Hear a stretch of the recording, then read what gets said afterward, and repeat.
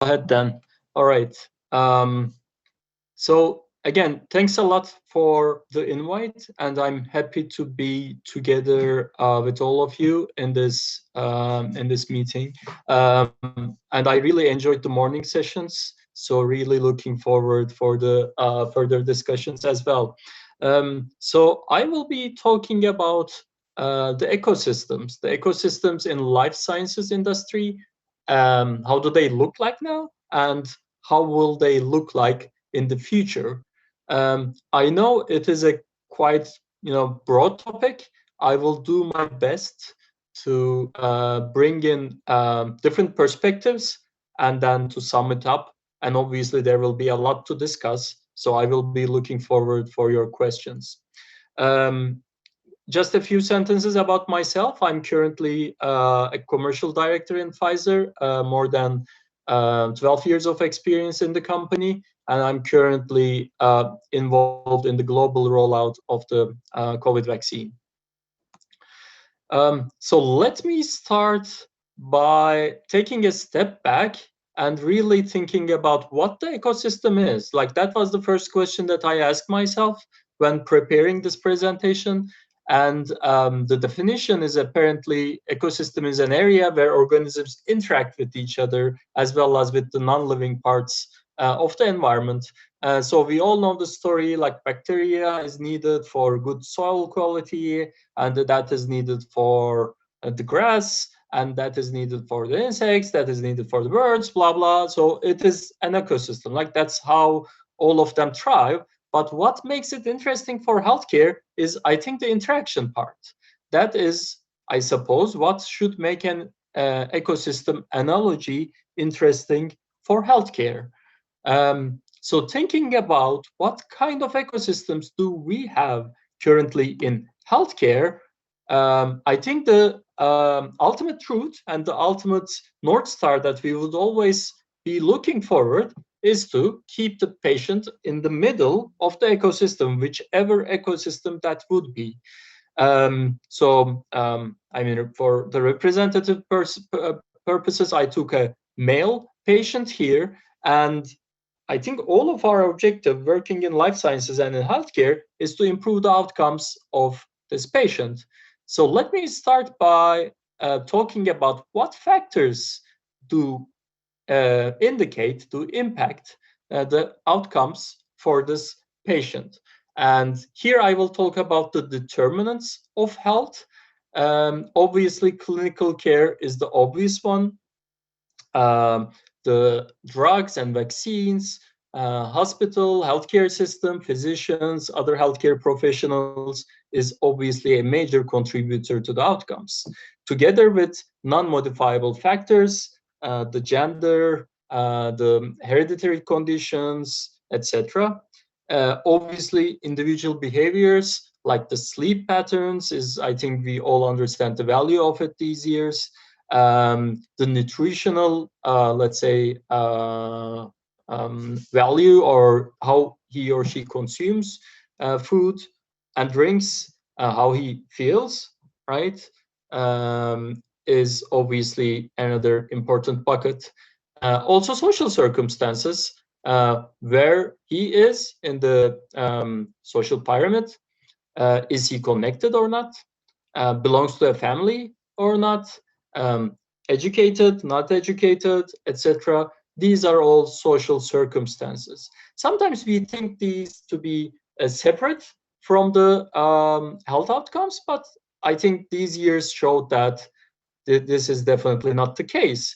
There are a lot of literature around this, and the percentages change, but more or less the ballpark figures are the clinical care accounts for, let's say, 15 to 20% of the health outcomes. This is always surprising to me to see, because this is where we all operate. Like, this is where we all try to optimize for. Non-modifiable factors around 25%. I think we all have a feeling around that, like the diseases that our family has, etc., is obviously an important contributor. But it's really surprising to see, I think, the social circumstances account for around 40%. and around 20% for individual behaviors. Just to put things into perspective, a bit of case study is around the COVID-19 pandemic that we are going through, right? I think the clinical care is the obvious one, and it will luckily be the game changer. Like the vaccines and the treatments to come will hopefully take us out of this pandemic phase. But I think we all lived through the impact of all other factors, right?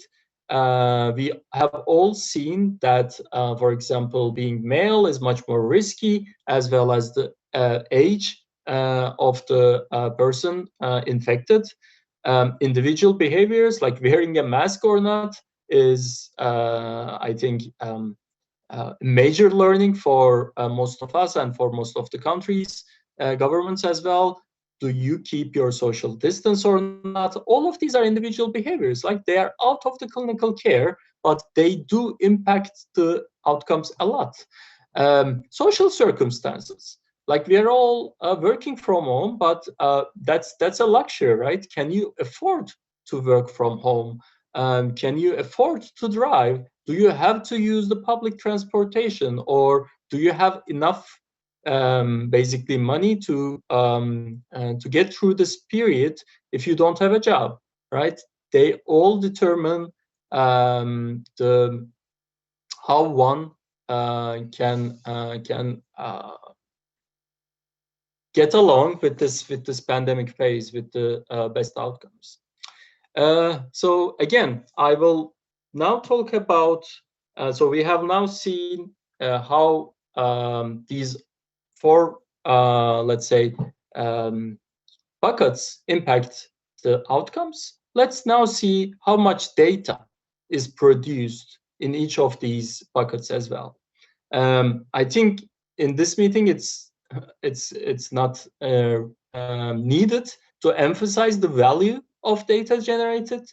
So I will pass that, and I will just talk about the total data generated in each of these buckets over a person's lifetime. Obviously, that's a big approximation, but still, I think it gives a good signs for us to reflect, right? Clinical care is 0.4 terabytes, which is impressive.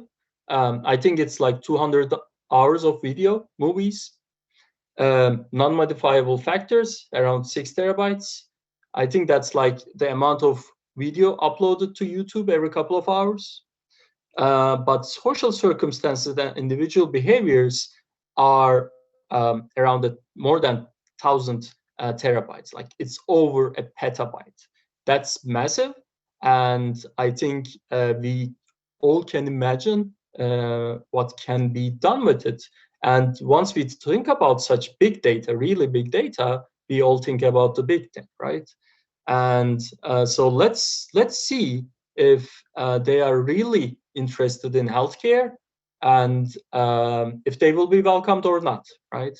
So I think we all know currently their intentions, the intentions of big tech to come into healthcare, but I think this graph makes it so concrete that let's say the big five of Amazon, Alphabet, Apple, Alibaba, and Tencent have increased their investments 12-fold in the let's say in the last 5 years, as well as I think they not only go to diagnosis, but also to prevention, as well as I think more and more into care.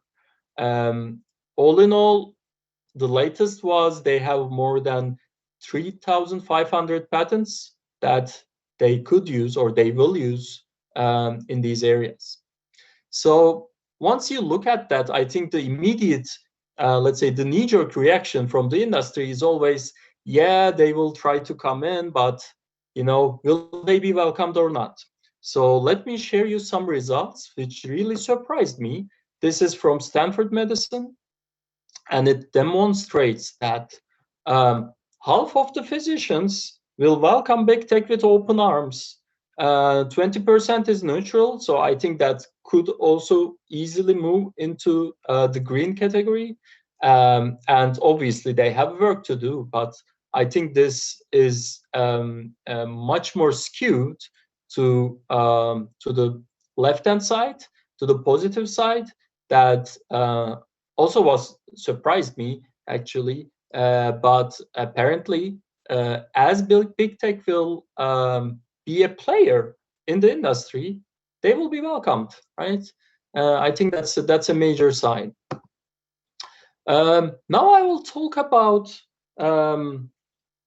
how we really manage, how we really pay the bills in this ecosystem currently. The average of healthcare spend is around, let's say, $10,000 per capita.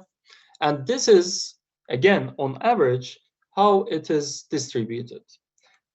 Medication, again, where I think most of our companies be and stay and compete, is like 17% of the overall budget. Government and health system, 6%. Care excluding medication, like you can think of basically everything.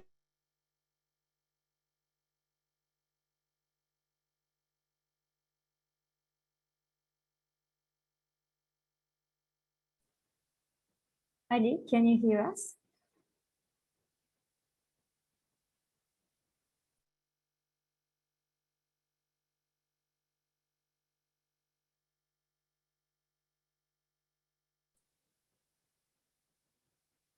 I guess Ali's connection is stopped unexpectedly. I will check with him and we will be back very soon. Sorry about this.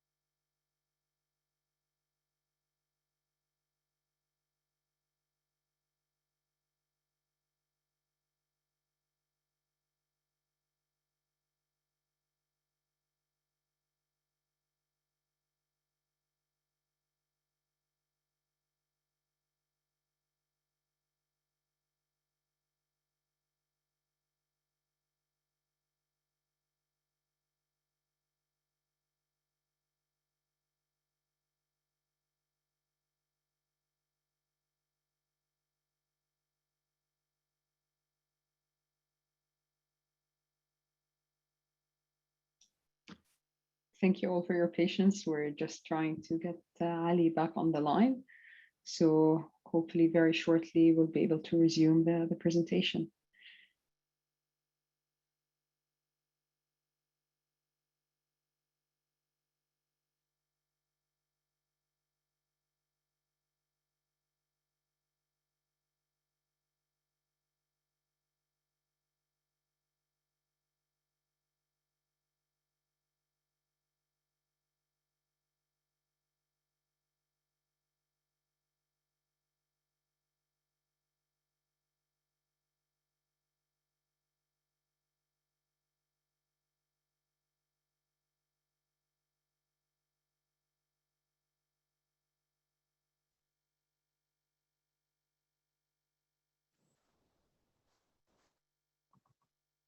Olmuş olabilir mi? Hello. Ben sizi dinliyorum Ali Bey. Şimdi Hi. bağlantınızı saniye hatta bakıyorum. Am I back? Yes, we can hear you, Ali. All right. I mean, I'm sorry. I don't know what happened. It's okay. It's okay. As long as we have you back, that's great. We can't see your screen though. Yeah. Okay. That will come as well. All right. Can you see it now? Perfect. All right. I think we have missed maybe a slide or two, but I think for the, for the sake of time, let me go ahead, right? Okay. I have around 10 minutes left. Okay. All right, so I was talking about digitalizations, like that's something that I talked about, and I think consumerism in healthcare is a consequence of that, and this is now impossible to ignore.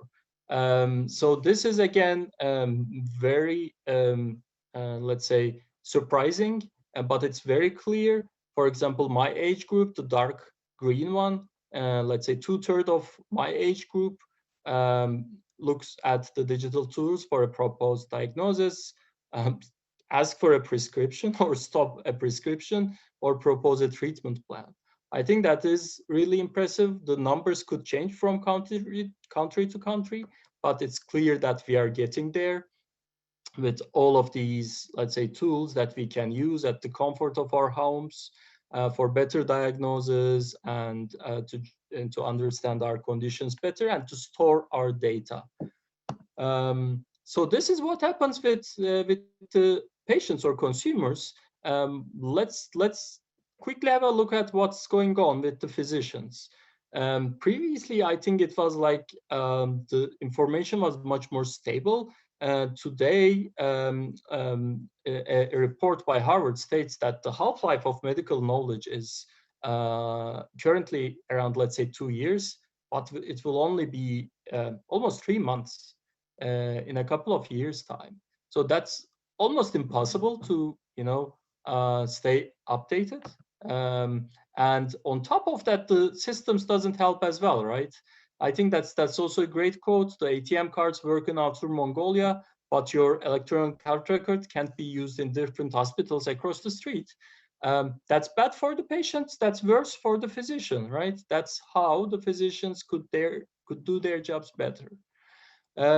Look at this amazing, let's say, cartoon from almost a century ago, sitting and looking at different, let's say, the Röntgen, the X-ray, the blood pressure, the temperature, etc.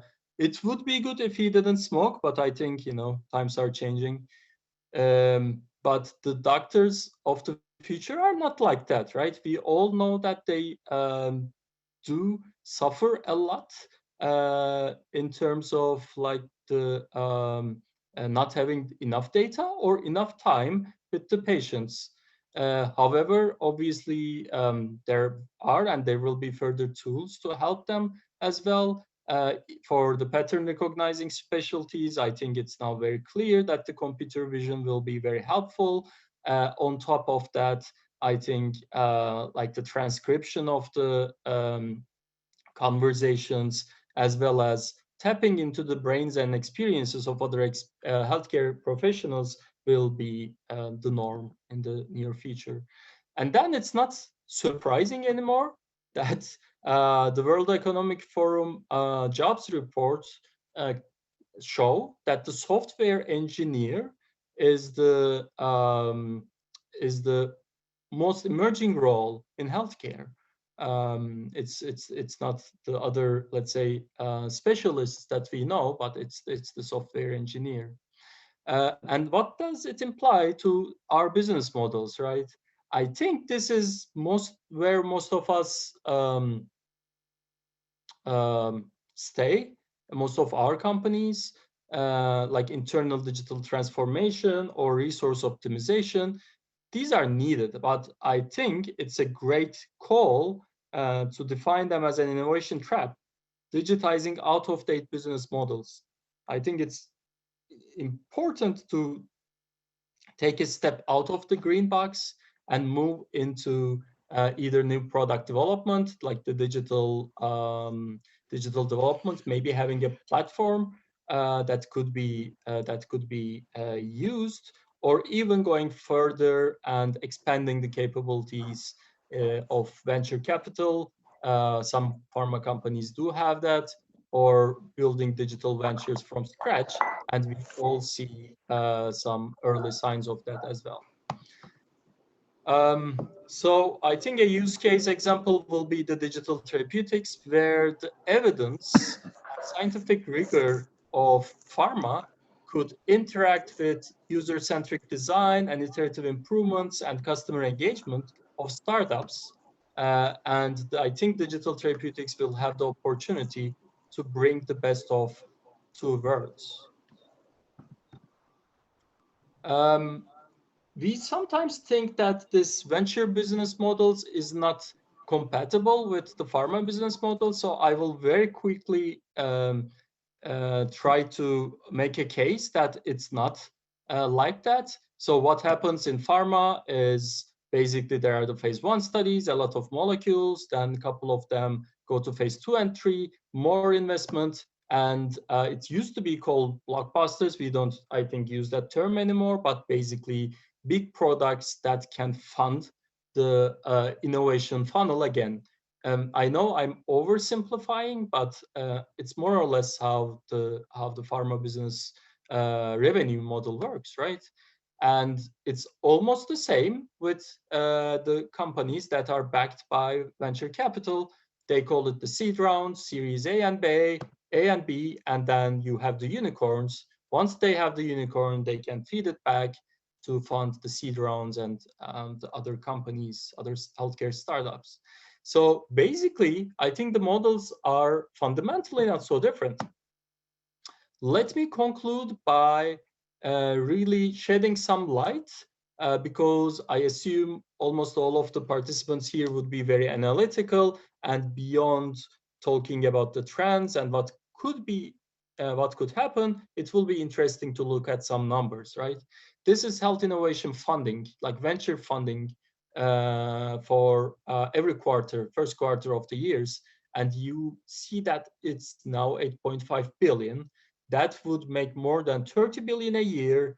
And now it is comparable to the total R&D for all of the pharma companies in the world, which is around 100 billion. I think it's 110 billion. So it's already 30% of the total funding.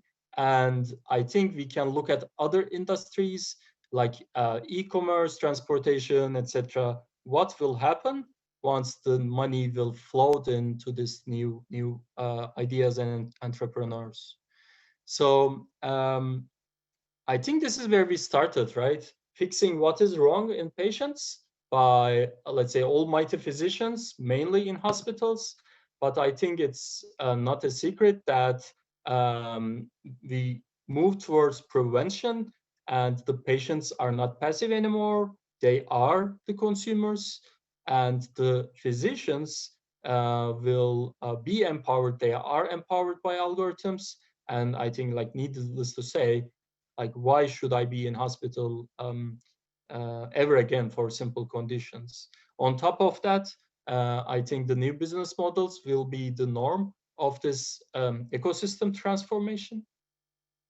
But I think the takeaway is where we started, right? Ecosystem is where organisms interact with each other. And I think my takeaway would be definitely just to build everything on that interaction. What we need is more interaction among players, among stakeholders, patients, physicians, not less. More and more interaction will be the, I think, key to improve the outcomes in this industry. So thank you. I think I'm on time, and we can spend the last 5 minutes for the questions.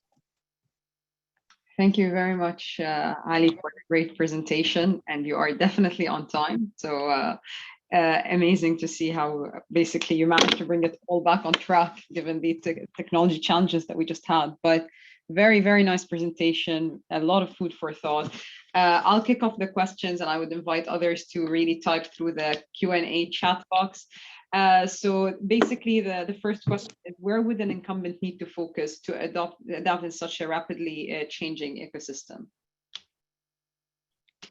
Yeah, I think the first place to start would be the fundamentals, right? The bread and butter of every business, to have the enough capabilities, like the digital capabilities at hand. And equally important which I think is, let's say, there's not even enough attention around it, is the talent piece.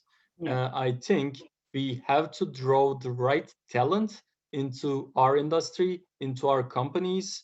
I think previously it was like the top tier going into pharma, maybe a couple of decades ago. Then it was more into, into finance, etc. Now it's a different industry. The brightest minds become the entrepreneurs, but I think we all need those minds. We all need the best of talent, and we should mix our current talent pool with, let's say, further improvements and enhancements externally as well. Okay, perfect. And the next question, thank you very much, Ali. The next question, what does this change mean potentially for us as stakeholders working in healthcare? Well, I think a couple of aspects, right? First, we have to embrace it. I think we sometimes feel too secure in our, let's say, small, defined, competitive environments, as if life is, or as if we will get there if we share another, if we get another percent of market share from a competitor that is very similar to our drug, right? I think we should go all beyond that mindset. Personally, take it broad, make sure that we keep an eye on outcomes, and whoever improves the outcomes, I think that is the competitor, and we should be looking at it more broadly. And the second is, I think we should do our best to upscale ourselves. If our company does it, perfect. If not, I think we should take care of ourselves. That's a very good point. Something interesting that you had mentioned about bringing the right talent in. Do you feel this is something that will change the environment? So us bringing the talent in, or is it going to be a matter of us going towards that talent and partnering with it rather than bringing it in? So what are the different models that we can actually leverage here? Because there are two schools of thought, and I just wanted to see what school of thought are you from? I feel it's the bring talent in. I think we should do both, right? Yeah. I don't think having a lot of entrepreneurs in company would solve it. Yeah. I think these guys do their best when they're outside of our corporate realities. Yes. However, to move things around in the company, I think we should get some external bright minds into company, as well as to partner with these startups that are doing their thing. So it should be both. Okay, well, thank you very much, Ali, for a very engaging conversation and very engaging presentation. I would like to thank you and thank the audience for their engagement. And now I will invite our next speaker.